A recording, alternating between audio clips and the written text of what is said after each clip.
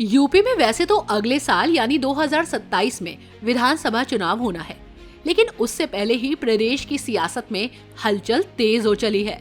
सियासी दल अपनी पार्टी को मजबूत करने में जुट गई है। इसकी एक झलक रविवार को सपा के दफ्तर में उस वक्त देखने को मिली जब बसपा के कद्दावर नेता रहे और हाल में कांग्रेस से इस्तीफा दे चुके नसीमुद्दीन सिद्दीकी ने सपा का दामन थाम लिया। इस दौरान सपा मुखिया अखिलेश यादव उन्हें पार्टी की सदस्यता दिलाते नजर आए, माला पहनाई और उनका स्वागत किया। साथ ही उन्हें स्मृति चिन्ह के साथ अहिल्याबाई की तस्वीर भी भेंट की। वहीं इस मौके पर नसीमुद्दीन की पत्नी और बेटा भी पार्टी में शामिल हुए। बताया जा रहा है कि इनके साथ 15,000 से ज्यादा लोगों ने सपा ज्वाइन की। इतना ही नहीं, इसके साथ ही अपना दल सोनेलाल के पूर्व विधायक राजकुमार पाल, अनीस अहमद उर्फ फूल बाबू, पूर्व विधायक दीनानाथ कुशवाहा, AIMIM में रहे डॉक्टर दानिश खान भी सपा में शामिल हो गए। लेकिन जिस तरह से सपा में अब नसीमुद्दीन सिद्दीकी की एंट्री हुई है, उसी सपा को आजम खां के जेल जाने के बाद जो एक बड़े मुस्लिम चेहरे की कमी महसूस हो रही थी, वो अब पूरी होती दिख रही है। सपा मुखिया अखिलेश यादव के इस दाव ने प्रदेश के सियासी तापमान को बढ़ा दिया है और सत्ताधारी दल भाजपा के लिए टेंशन पैदा कर दी है। वहीं सपा ज्वाइन करने के बाद नसीमुद्दीन ने शायराना अंदाज में अपनी बात कही और योगी सरकार को भी निशाने पर लिया है। नेताजी स्वर्गीय मुलायम सिंह यादव जी को मैं दिल की गहराइयों से उनको श्रद्धांजलि देता हूं, श्रद्धा सुमन अर्पित करता हूं और खराज मोहब्बत पेश करता हूं। मेरी उनसे कई बार बात हुई, लेकिन वो लंबी बात हो जाएगी। मैं हमेशा से प्रभावित रहा उनसे, भले ही किसी दल में रहा हूं। अध्यक्ष जी, आप भी जानते हैं कि माननीय नेताजी से और आपसे हमेशा मैं प्रभावित रहा और सम्मान करता रहा। और जब भी मैं आपसे मिला, मैंने ये कहा, मैं आपको अपना नेता मानता हूं, चाहे जिस दल में रहा हूं। आपको याद होगा, जब भी मैं मिला 10, 12, 15 साल से मैंने यही कहा, मेरे नेता आप हैं। किसी पार्टी में रहा मैं सम्मान करूंगा तो मुझे सम्मान मिलेगा। इसलिए अब मैं समाजवादी पार्टी के माननीय राष्ट्रीय अध्यक्ष, इस कार्यक्रम के मुख्य अतिथि, मेरे सरपरस्त माननीय अखिलेश यादव जी का मैं सम्मान करते हुए अपनी बात आगे बढ़ाता हूं।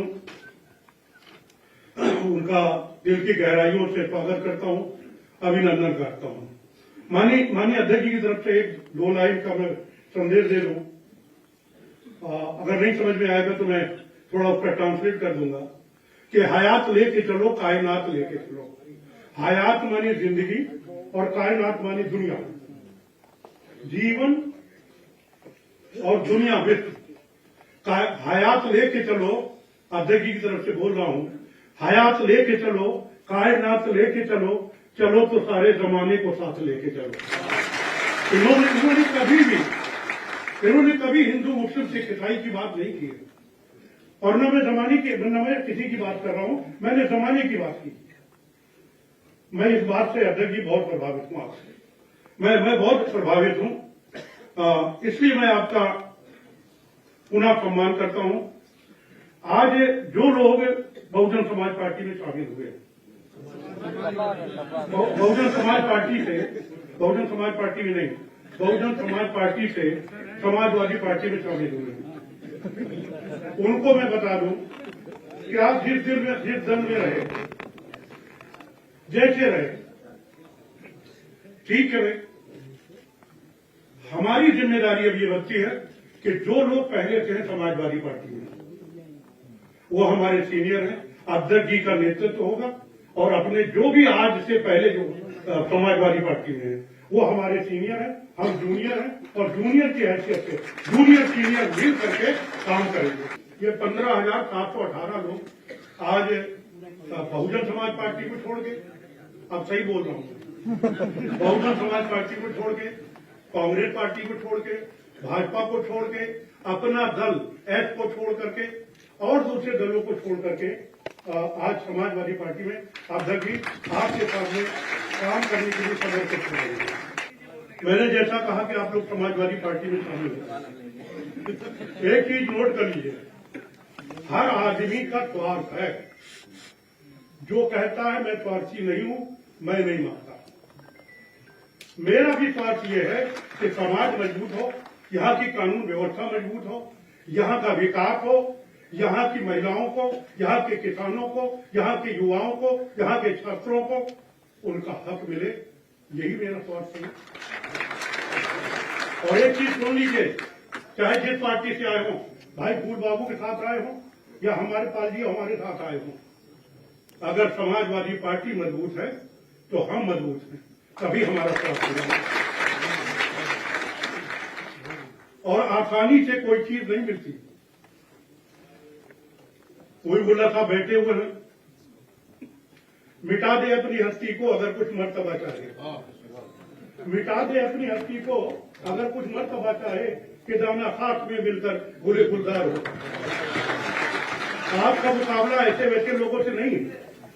और मजा ही तब आता है जब सामने मजबूत हो विरोधी, है ना, तैयार है ना, कोई भी कुर्बानी देने के लिए अनुशासन के दायरे, पहले अनुशासन, फिर राष्ट्रीय अध्यक्ष का आदेश, फिर पार्टी की विचारधारा, हम जिसमें रहे उसमें रहे।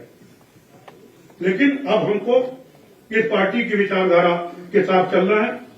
और मैं एक चीज साफ साफ कह दूं कि अगर आपने ऐसा किया और अगर आपने विश्वास दिलाया कि ऐसा करना है, तो आपको एक चीज देखना है, चिड़िया की आंख मशहूर है, चिड़िया की आंख में निशाना लगाना है। चिड़िया की आंख का मतलब मेरा क्या है? समाजवादी पार्टी की सरकार 2027 में बनाना है और माननीय राष्ट्रीय अध्यक्ष को यहाँ का उत्तर प्रदेश का मुख्यमंत्री बनाना है। आगे और देखेंगे, यहीं से नहीं खत्म हो रही बात, आगे और देखेंगे। अभी जो सर पे है उस पर देख रहे हैं। इसलिए मैंने ये बात इसलिए किया, तभी आपको, समाज को, प्रदेशवासियों को इंसाफ मिल सके। इसलिए मैं कह रहा हूं, विकास की गंगा बह सके, बेरोजगारी और महंगाई दूर हो सके, किसानों, मजदूरों, महिलाओं, युवाओं, दलितों, पिछड़ों, अल्पसंख्यकों, मुस्लिमों, अल्पसंख्यक मुस्लिम वही है, यानी पीडीए। पीडीए में अगर कोई कह दे कि साहब अपर कास्ट नहीं है, क्या अपर कास्ट पिछड़ा नहीं हो सकता? पिछड़ा पीडीए का मतलब पिछड़े से है। अध्यक्ष जी क्षमा कीजिएगा, ज्यादा बोल रहा हूं। तो पिछड़ा तो पीडीए का मतलब क्या? दलित, अल्पसंख्यक, पिछड़ा। तो भाई समाज का हक तभी मिल सकता है, और मतलब पीडीए को के साथ साथ और सभी समाज के लोग जो अपने आप को नहीं मानते उनको भी हक मिलेगा। यहाँ आपको बता दें कि 24 जनवरी को नसीमुद्दीन ने कांग्रेस से इस्तीफा दिया था। इसके बाद से ही उनके अगले कदम को लेकर तमाम तरह के कयास लगाए जा रहे थे। ऐसा माना जा रहा था कि वे चंद्रशेखर आजाद की आजाद समाज पार्टी ज्वाइन करेंगे या फिर अपनी पार्टी बनाकर उससे समझौता करेंगे। हाल ही में उन्होंने चंद्रशेखर से मुलाकात भी की थी, लेकिन इन सब के बीच शुक्रवार को उन्होंने सपा ज्वाइन करने पर मोहर लगा दी और आज नसीमुद्दीन सिद्दीकी ने आखिरकार सपा का दामन थाम लिया, जिसे अखिलेश यादव की तरफ से 2027 विधानसभा चुनाव से पहले एक बड़े दांव के तौर पर देखा जा रहा है। इससे सपा के पीडीए को भी मजबूती मिलेगी, तो वहीं सपा के इस दांव ने भाजपा को एक बड़ी चुनौती पेश कर दी है। वैसे आपकी इस खबर पर क्या राय है, हमें कमेंट करके जरूर बताएं।